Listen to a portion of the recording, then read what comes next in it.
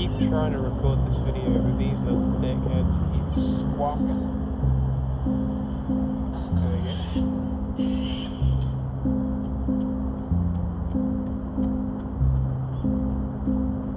Loud fuckers.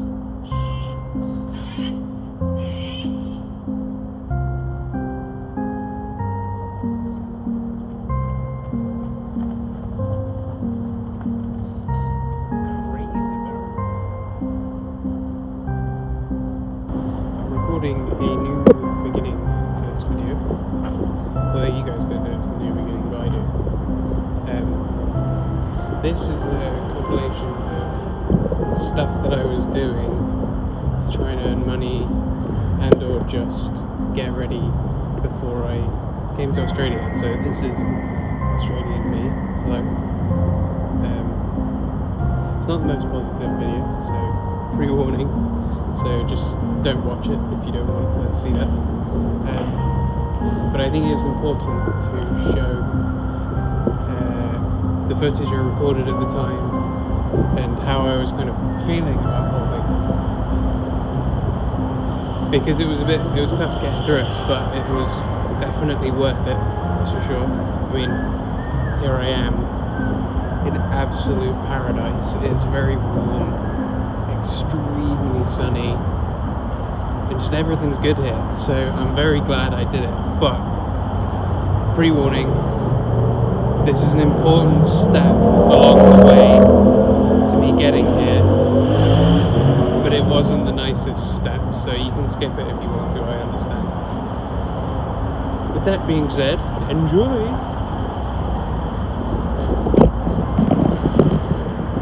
Just completed my second day as a binman.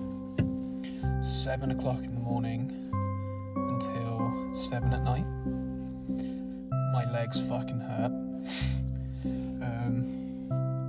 Hopefully I'll be able to keep this up because I've got to do 6 days this week. And then 5 days a week from then for a month until I go to Australia. But it is grueling, back-breaking sort of shit. It sucks, but I'll get through it. We'll update. Finished early today. I am covered in shit, and I'm very tired. Most of the way through the week now. This is a 7-day week. I've been doing 7 till usually 7, but it's just until the job's done. So today we finished at 4:30, so I'm going home and I'm gonna go to sleep for a long time. 2 days left. I just wanted to say that I cut out a bunch of bits that I thought were a bit too far. You know, there's a bunch of nice people, but then there are a bunch of not so nice people, and I explained a few of those bits in there, and I thought best to kind of cut stuff like that out. I don't want to really bring people into it. I left like one in, but it's not what I want to do really.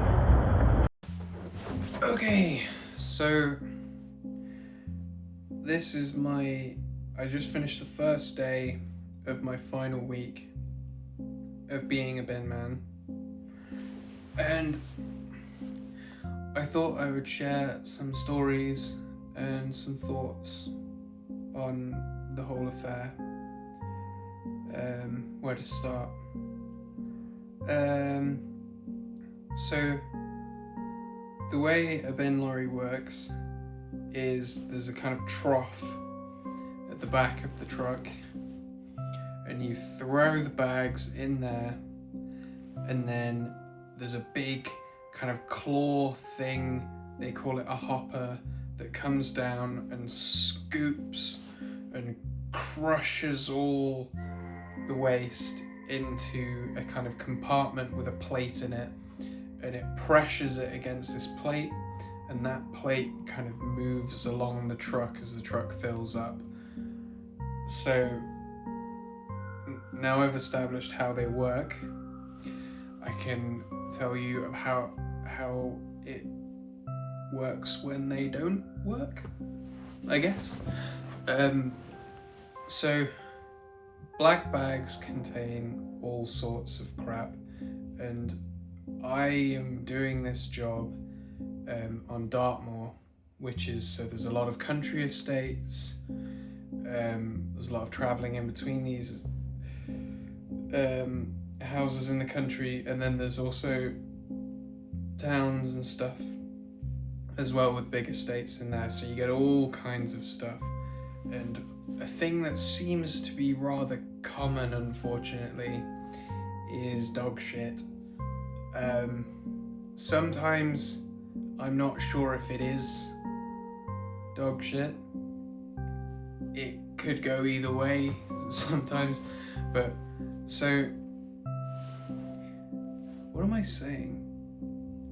Yeah, so you're throwing all these things in, and when it crushes it, sometimes, especially if it's wet, and I'm on Dartmoor, so it's wet all the time here in England, and especially on Dartmoor as well, the water can spray out of the back of the truck when the hopper crushes the thing. And that water is not only rainwater, but it's kind of the accumulated goo that's been squished out of the bags. They call it bin gravy, which is a funny name for it. But that can spray out the back of the truck. And I was unlucky enough in my second to third week to get hit on the back by this as it sprayed out of the truck.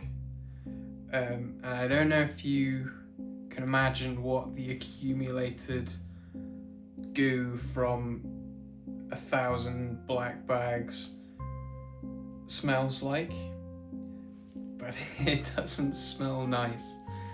And luckily this happened to me at kind of the end of the day. And then you just have to get back in the truck and carry on the day, and everybody just has to kind of put up with that smell. And you know, when it happened, it's kind of funny. It's horrible. It's horrific, in fact, but the only thing you can really do is laugh at that and get on with the day, I guess. However, there are stories of it being a lot worse for people, which makes me feel quite lucky that it was only this kind of grey water that definitely has a percentage of shit in it, but it's not completely that. But there are stories of when these bags that are probably from farms or people who are running kennels that are trying to get rid of it on the down low, there are stories of these bags exploding out of the back of the truck when the thing crushes it.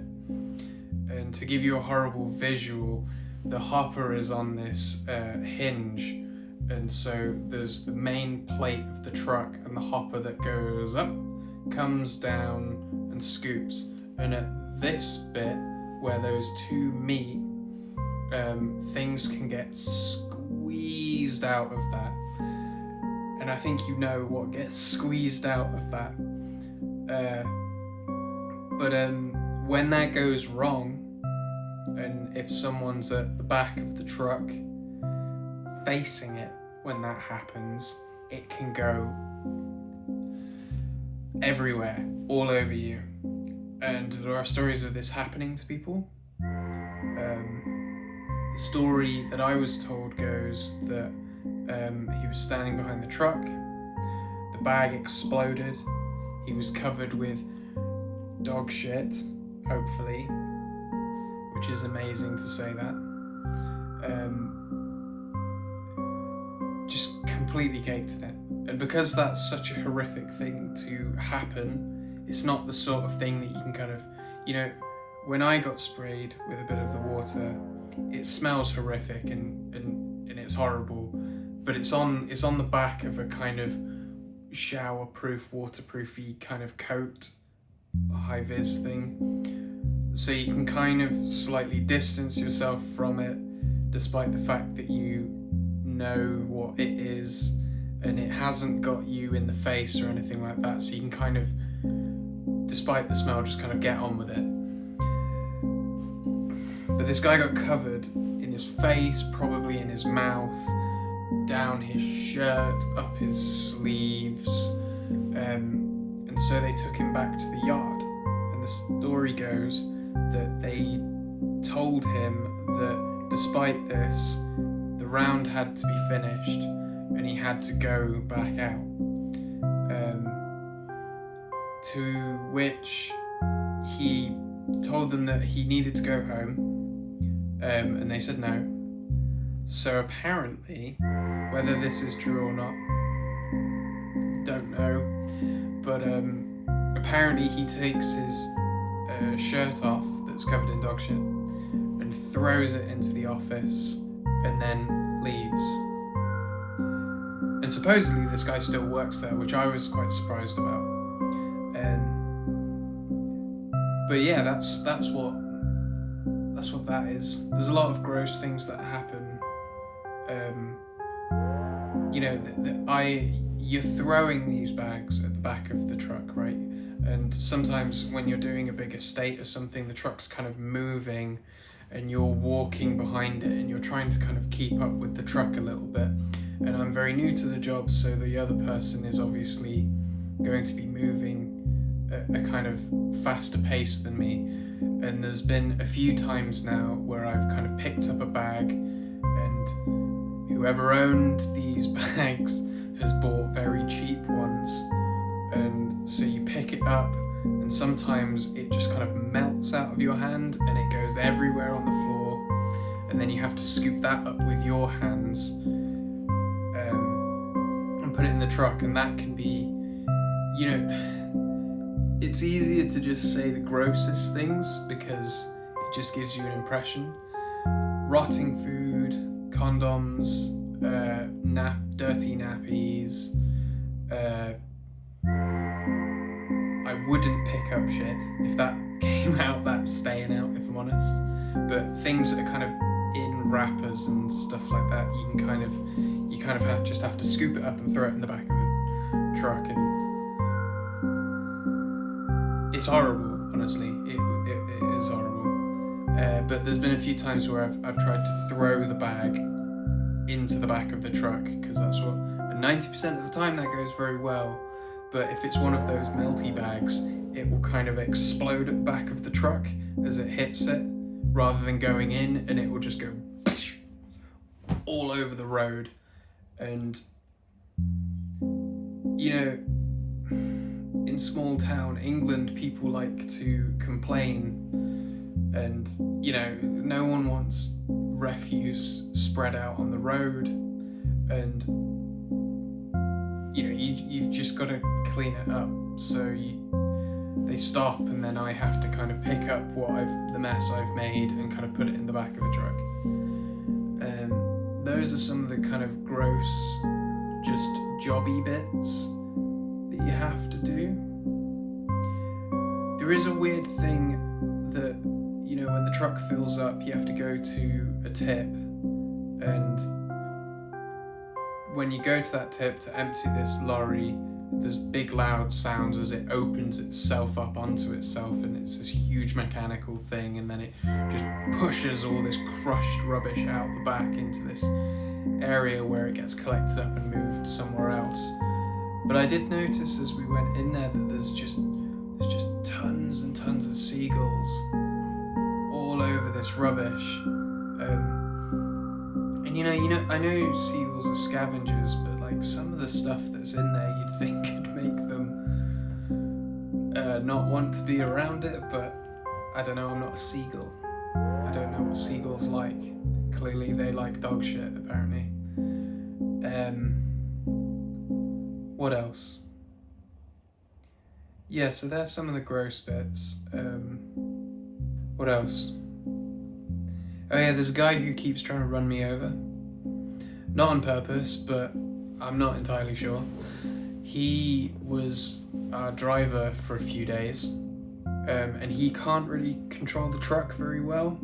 So, obviously, bin lorries, you're getting in and out, you're going behind the truck. You're not meant to go in front of the truck, people do, but there's a bit of a blind spot and the truck can just... So I never, in the short time I've been there, I'm never going in front of the truck unless the driver's expressly looking at me and says that I can do that while he's there. But anyway, this driver we had, he can't control the truck, and so when the truck stops, sometimes it's for one bag and I have to run out and grab it. It kind of jerks the truck. There's a bit of a delay on the controls. These trucks are really old. So there's a bit of a delay and he doesn't really know what he's doing. So this truck kind of goes like dun, dun, dun, dun, as you get out. And so throughout the day or a few days that I was with this guy, you kind of get used to, it's annoying, but you kind of get used to the fact that he's stopped, you've opened the door, you're slightly down the ladder getting out of the door, and then the truck goes boom, and moves like a good foot or 5 foot sometimes, which is, the first time that happens, it's quite alarming because, if you'd put your foot down on the ground, he could have run over your foot, which would be incredibly painful, especially wearing steel toe cap shoes. I think it'd cut your foot off. But anyway, there's been a couple of times when I've been grabbing bags and throwing them into the back of the truck, and I've been a bit behind the truck, and the truck's just like, and these trucks are huge as well, and when they're full they weigh 20 tons or more sometimes. And so having a 20-ton truck come at you like that is quite a scary thing to happen. And there's been,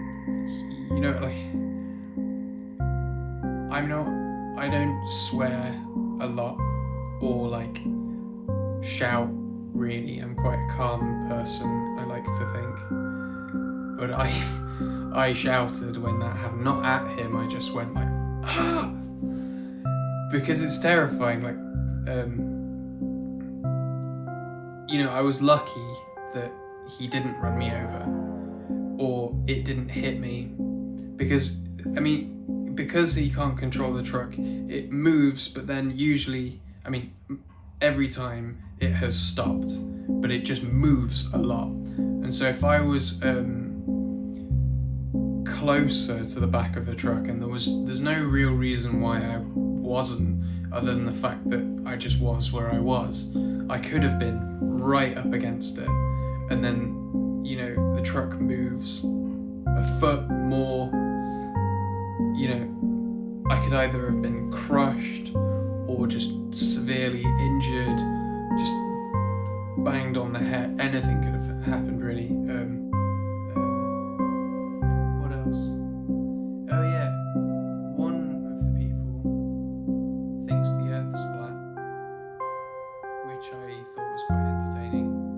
And I didn't want to be rude or come across as stuck up or snobby about it, because I'm quite interested in science and history and all these things. So he kind of brought it up, and he started with the moon landing, saying that the moon landing was fake, and I don't know too much about the specifics of the moon landing to really have a debate about it, but he doesn't think the moon landing happened, to which I kind of asked him a couple of questions because I was interested in what he thought, but he didn't really want to be questioned on it, I don't think. And it was the same when he brought up the flat Earth as well. So he told me that he thinks the Earth's flat, and I started to question him on that, and I think I couldn't help but I imagine I had quite leading questions, because I asked him, well, if the Earth is flat, what happens? What is happening when a ship disappears below the horizon, out at sea?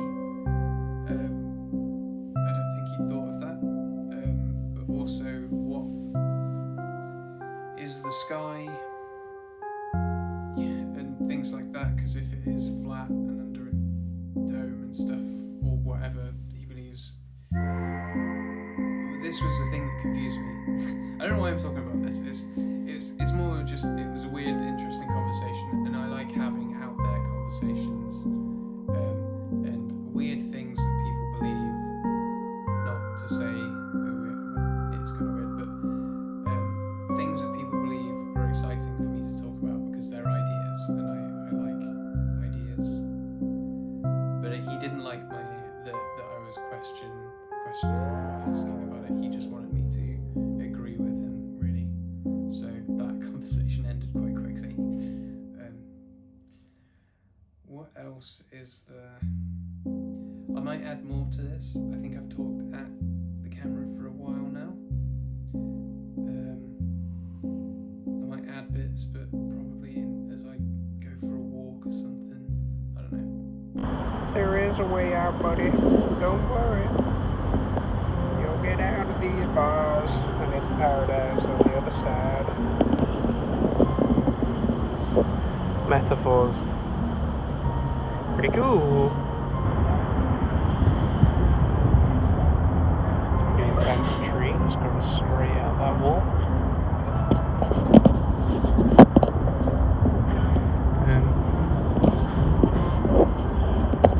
I'm trying to think of a way to end this video. I'm not sure there is a good way, other than, just focusing on the positives. I think, it was tough, but, the tough times are over, for now, but they'll come back, because I imagine there's more tough times to come. Tough time never lasts, only tough people last. That sort of bullshit, Goodbye.